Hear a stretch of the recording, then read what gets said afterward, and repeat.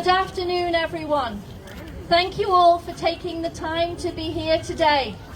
We feel privileged to be heard by all of you, and we are grateful for the opportunity to deliver our message.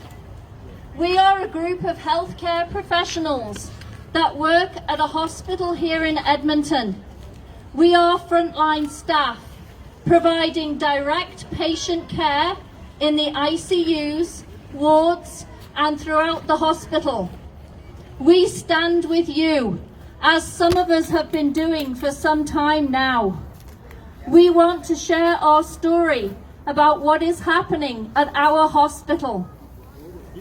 Back in February, nearly 1 year ago, we were told we were entering what would be a worldwide medical pandemic, the likes no one in our lifetime had seen. There would be patients coming in droves. ICUs would be overflowing. They would put patients in hallways and cafeterias. We were told to prepare for the worst. We wouldn't be allowed to see our families if we were stationed on COVID units. We were asked to recruit all and any relief staff, friends, retirees. Extra bodies were needed in every department. Everyone was afraid, and no one knew what to expect. Management told us the wave of patients would hit the hospital at any moment. We cancelled surgeries, blocked beds, discharged patients early, and revoked access to many necessary services. Our managers and the higher-ups again told us the wave is coming. It never came. They said the wave is coming in March. We are expecting 500 COVID admissions. March came and went. The patients did not. They told us they would have exact dates predicted for when we would be getting this wave. The hospitals sat empty. They scared us by telling us we would run out of PPE. We had to lock up our masks, gloves, and hand sanitizer. Staff were stealing supplies out of fear. The wave never came. April and May passed by. Still no patients. The staff had so much time on their hands. They were able to choreograph and film dances paid for by your tax dollars. Massive amounts of resources, manpower, and finances were wasted preparing for the wave of patients that never came. You may be interested to know that they actually pay people full salary to watch other staff remove their PPE. They are paying university-educated, highly skilled workers top dollar to literally watch others undress. So much for the healthcare budget. We all looked back and thought, well, it's a good thing we were so prepared. It could have been really bad.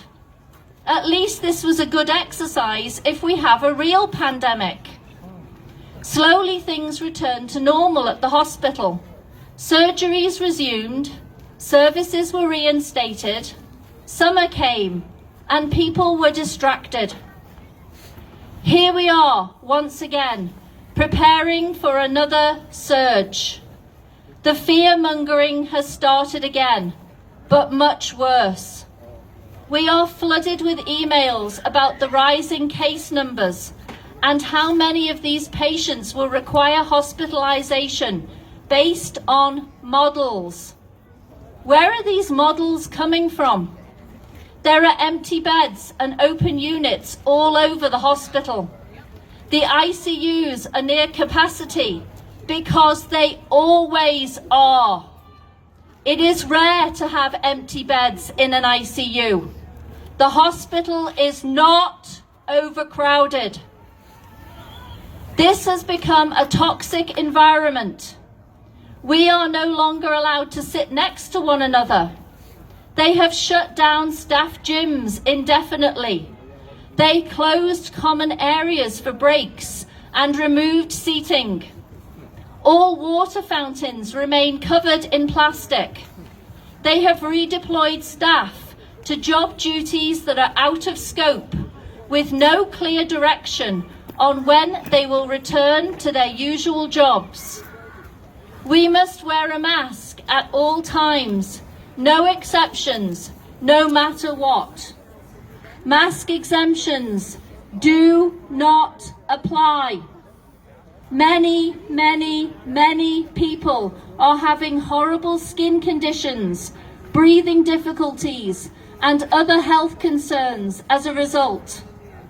It has become a tattletale culture where staff are encouraged to remind each other how to properly wear their mask.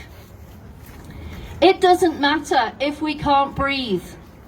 They feel it is acceptable to wear the same mask for the duration of your shift, regardless of how dirty, sweaty, and bacteria infested it has become. We have mandatory eye protection in addition to continuous masking. Some are provided with light safety glasses, while others are forced to wear full face shields. So now we cannot breathe and we cannot see. Among the hundreds of different duties that hospital workers carry out, many of these tasks are akin to heavy physical exertion or exercise. Have you ever tried to exert yourself with a bag over your head? This is what it feels like for some disciplines and their job duties. How can we work safely? How can we provide the best care under these circumstances? There seems to be no rhyme or reason with anything. Different units have different rules regarding visitors, COVID swabbing, and isolation policies. Patients on some wards are allowed multiple visitors.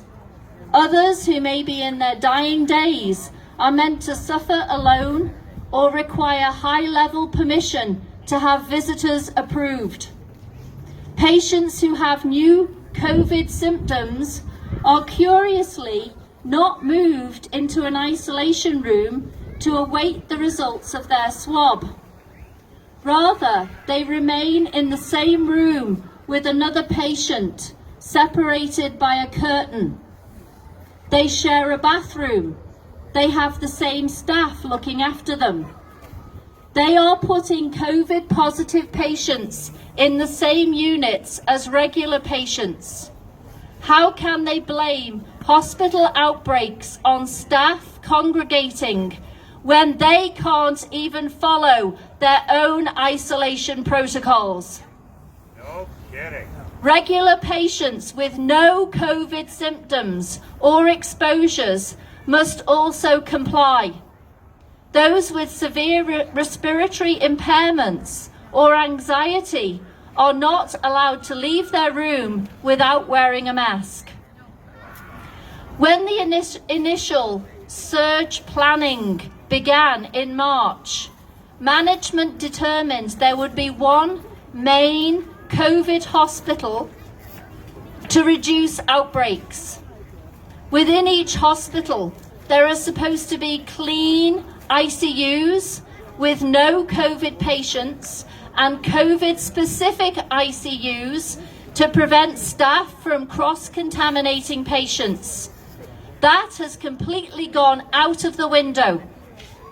They keep COVID-positive patients in the same ICU now as those with end-stage respiratory failure and severely immunocompromised status, despite the fact that it would be very easy and sensible to keep them in separate ICUs.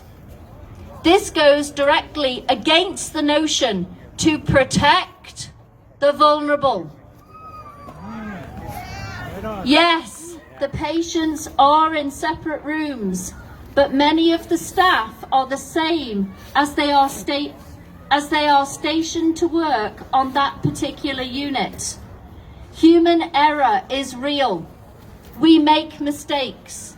Should we be risking mistakes on vulnerable persons because management was too short-sighted to follow their own recommendations? There are also many inconsistencies amongst staff, exposures and isolation protocols. Some staff will be wearing full PPE and are still forced to isolate if they've worked with a COVID positive patient.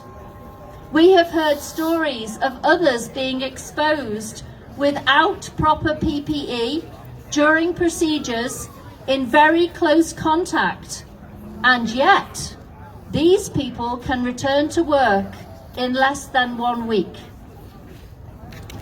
What you see on the news is wrong. Yes, the hospitals are busy. They are always busy. Yes, some departments are short-staffed. That is completely normal.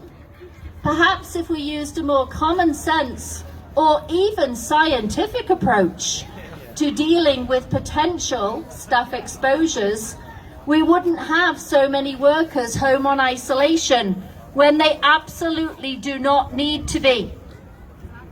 It seems as though management is creating problems to justify all these heavy restrictions, since the number of hospitalized COVID patients do not align with the mainstream media's version of this pandemic.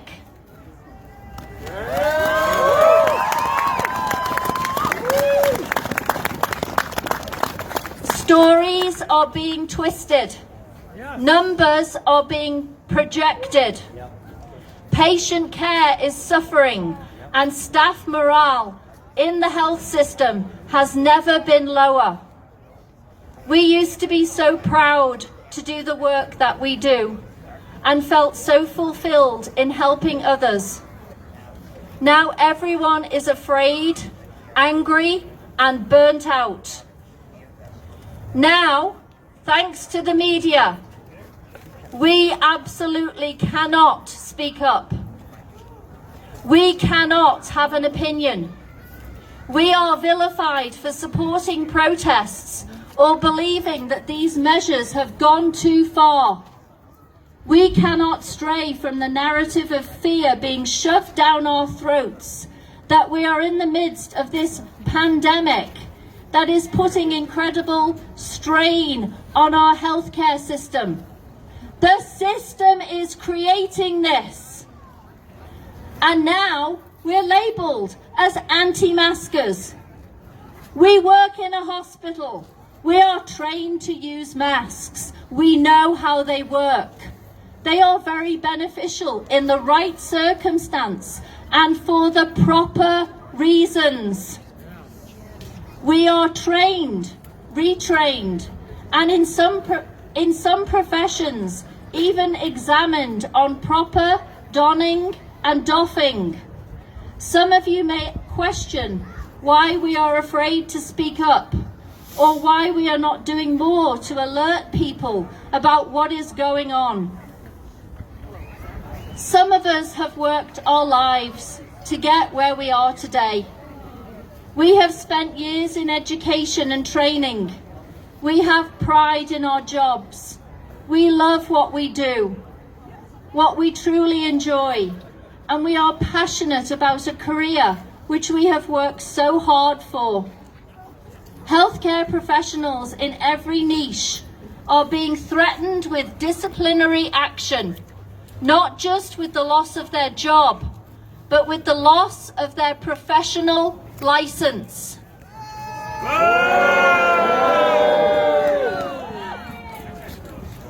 In these trying economic times, we also need to earn a living. Unfortunately, for most of us, we are at the mercy of our employer. We cannot speak up at work, so we speak here with all of you today.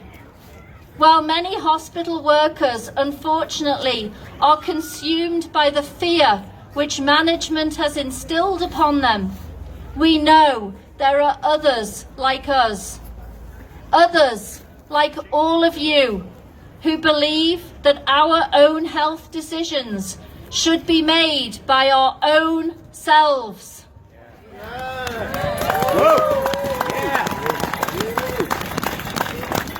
Thank you so much for listening.